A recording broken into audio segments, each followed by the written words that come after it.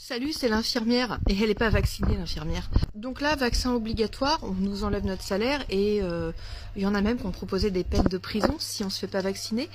Euh, vous vous rendez compte qu'en fait, si on tient tout bon, le système sanitaire français il se casse la gueule et vous vous soignerez tout seul. Vos sondes urinaires, vous les mettrez tout seul. Vos prises de sang, vous les ferez tout seul. Et puis si ta grand-mère elle a peur dans les pattes parce que tu vas la voir qu'au moment des étrennes, bah, pour une fois tu seras obligé d'aller la voir parce qu'il n'y aura plus d'infirmière pour s'occuper d'elle, plus d'aide-soignant, il n'y aura plus rien. On refuse de faire les vaccins, on n'a pas tous les mêmes raisons, on va pas cracher sur ceux qui le font. Moi personnellement je le fais pas parce qu'on n'a pas de recul sur ce putain de vaccin. Il y a eu des médicaments comme la dépakine, le thalidomide, on s'est rendu compte 20-30 ans après qu'il y avait un problème. Et là on nous demande dans 1 an et demi de dire ouais on le prend.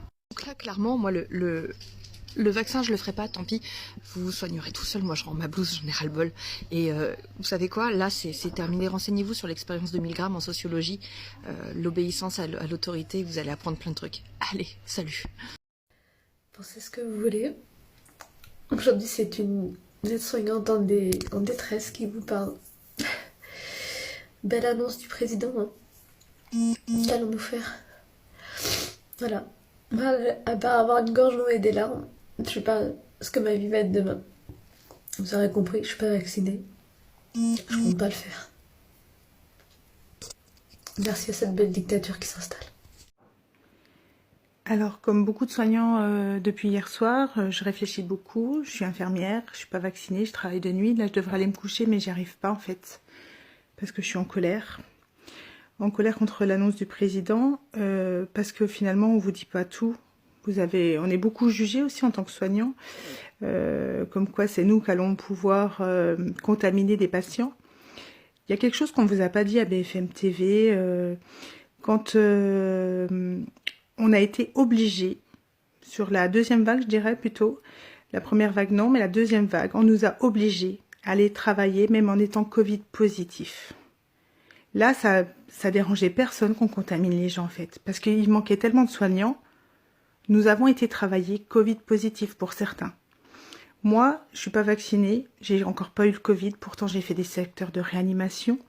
Avec un FFP2, je pense que j'ai plus de chances de jamais attraper le Covid qu'avec un vaccin. Donc, je ne suis pas contre les gens vaccinés. Il y a certaines personnes, il est important qu'ils soient vaccinés, les gens qui ont des problèmes de santé, des comorbidités. Mais moi, là, je me sens pas en danger, je me sens plus en danger avec le vaccin.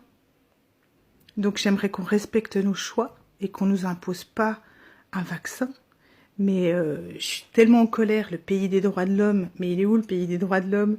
La liberté, il y en a plus. La fraternité, il y en a pas. Parce que les mêmes personnes qui nous ont applaudi sur la première vague, parce qu'ils avaient tellement peur qu'ils faisaient dans leur froc, puis que nous on allait au front, bah, ces gens-là, ils nous applaudissaient. Mais je pense qu'il y en a beaucoup qui nous ont applaudi, qui aujourd'hui nous crachent dessus parce que bah, on n'est pas vaccinés. Et bah ces gens-là, bah j'espère bah, qu'il vous arrivera rien malgré votre vaccin, la 4e vague, parce que moi, la 4e vague, je pense que j'y serai pas pour vous soigner. En fait. Voilà ce que j'ai à dire.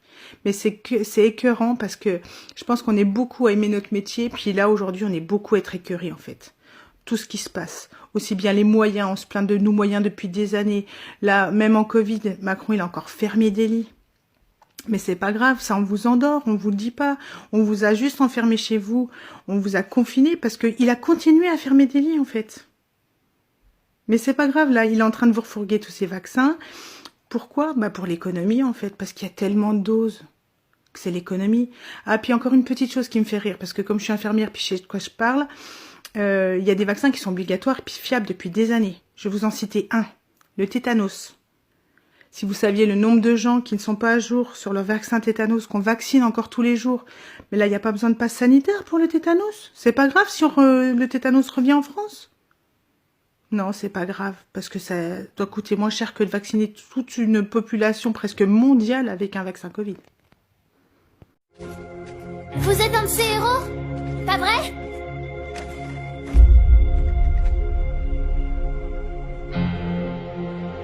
Plus maintenant. Vous êtes un de ces héros, pas vrai?